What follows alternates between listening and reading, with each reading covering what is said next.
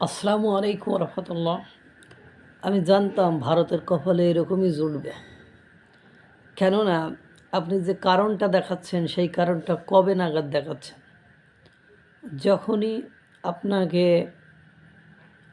মুস্তাফিজুরকে বাদ দেওয়া হলো তখনই আপনি কারণটা দেখালেন যে ওই দেশে বাংলাদেশের ক্রিকেটার ফ্যানদের নিরাপত্তা ঝুঁকিতে আছে, বা বাংলাদেশের ক্রিকেটাররা গেলে সেখানে নিরাপত্তাহীনতায় ভুগবে, ফ্যান ফলোয়াররা নিরাপত্তাহীনতায় ভুগবে। এটা কখন উঠল? যখন মুস্তাফিজুরকে অন্য মানে আইপিএল থেকে বাদ দেওয়া হলো। এরপরে কি করলেন? বাংলাদেশে তো খেলোয়াড় এবং পরিচালক পর্ষদের মধ্যে একটা জগাখিচুড়ি অবস্থা সৃষ্টি করেছেন কোন এক শিল্পী আসিফ আকবর, আবার নাজমুল ইসলাম, এদেরকে নিয়ে তো দালাল টালাল বলে কাদা ছড়াছড়ি করলেন। আইসিসিকে চিঠি দিলেন। আইসিসির দুর্নীতি দমন বা যিনি আছেন তিনি বাংলাদেশে আসলেন, মানে এসে সব কিছু করার পরে একটা সিদ্ধান্ত হলো যে ভোটাভুটি হবে। 16টা না 14টা দল, তাদের মধ্যে ভোটাভুটি হবে। ভোটাভুটিতে যদি বাংলাদেশ জিতে যায় তাহলে বাংলাদেশকে ভেন্যু পরিবর্তন করে খেলানো হবে। এর দুর্ভাগ্য হলো সত্য যে 14-2 অর্থাৎ 14টা ভোট পড়েছে মানে ভারতে যে তাদের খেলার পক্ষে, আর 2টো ভোট পড়েছে বাংলাদেশের পক্ষে, অর্থাৎ বাংলাদেশ আর পাকিস্তানের হয়তো বা এই 2টো ভোটই পড়েছে। বাকি সকল ভোটই মানে আইসিসির পক্ষে পড়েছে, অর্থাৎ ভারতে যেই খেলতে হবে এর পক্ষেই পড়ছে। এখন বাংলাদেশকে 24 ঘন্টা সময় বেঁধে দিয়েছে। কত ঘন্টা? 24 ঘন্টা সময় বেঁধে দিয়েছে।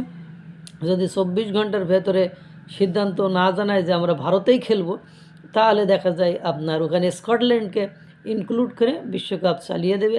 এবং আপনারা জানেন যে বাংলাদেশের ক্রিকেটটা মানে কত কষ্ট করে খোঁড়াই এই লেভেলে এসেছে।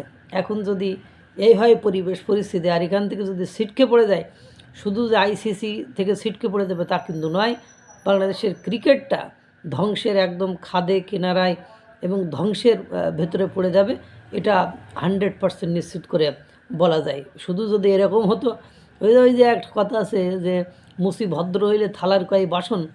তো এখন ঘটনা হয়েছে, আপনি আইসিসির কাছে দাবি জানান যে আমাদের যদি লোক মানে ফলোয়াররা সেখানে যে কোনো নিরাপত্তা ঝুঁকিতে ভোগে, বাংলাদেশের কোনো ফ্যান ফলোয়াররা যদি নিরাপত্তা ঝুঁকিতে ভোগে, সে সিকিউরিটি আপনাদেরকে দিতে হবে, তাহলে তো হয়েই যায়।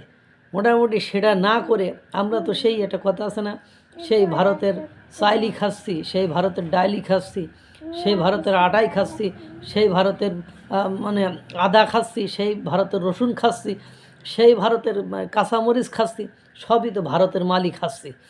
ভারত ইতিমধ্যে আপনারা জানেন বাংলাদেশের পোশাক শিল্প, পাট শিল্প, বস্ত্র শিল্প, আপনার তারপরে পান শিল্প, সুপারি শিল্প, সুতা শিল্প, এগুলো ইতিমধ্যে মানে ধ্বংসের খাদে যে দাঁড়িয়ে আছে। এবার দেখবেন আপনার ক্রিকেটটা, বাংলাদেশের একটি জনপ্রিয় খেলা, এই ক্রিকেটটাও এবার ধ্বংস যাতে হয়ে যায় সেটা মানে গুটি গুটি পায়ে সেই দিকে এগিয়ে যাচ্ছে। অর্থাৎ আমরা অন্তর্বর্তীকালীন সরকারের সময় অর্থনীতিকে যেভাবে ভেঙে পড়তে দেখছি, শিল্পকে, কলকারখানা, ব্যবসা বাণিজ্য সব সেক্টরকে যেভাবে ভেঙে পড়তে দেখছি, এখন ক্রিকেটটা শেষ করে তারপরে হয়তো বা আপনার শান্ত হবে, ক্ষান্ত হবে, সেরকমই তো মনে হচ্ছে। খুব মানে একটা লাফালাফি দাপাদাপি, মানে আমার কথা হলো এই পরিবেশ পরিস্থিতিতে তারা সিকিউরিটি কনসার্ন যে এই ধরনের হলে আইসিসিকে দায়বদ্ধতা নিতে হবে, ভারতকে দায়বদ্ধতা নিতে হবে যে যদি এরকম কোনো কিছু না বলে আমি খেলতে যাব না, এটি কি কোনো কথা হইল নাকি? এটা তো মামুর বাড়ির আবদারির মতোই হয়ে গেল। এই সেই তো এখন হয় যাইতে হইব, না হলে কি ওই মানে চাইল খাবো না বলে খাওয়ার মতন একটা অবস্থা যেরকম তৈরি হয়েছে, ওই না হলে ওই যে ঘুরিয়ে যে সিঙ্গাপুর থেকে চাল কিনে নিয়ে এসে খাওয়ার যে পরিবেশ পরিস্থিতি ঠিক ওইটাই দেখবেন হবে।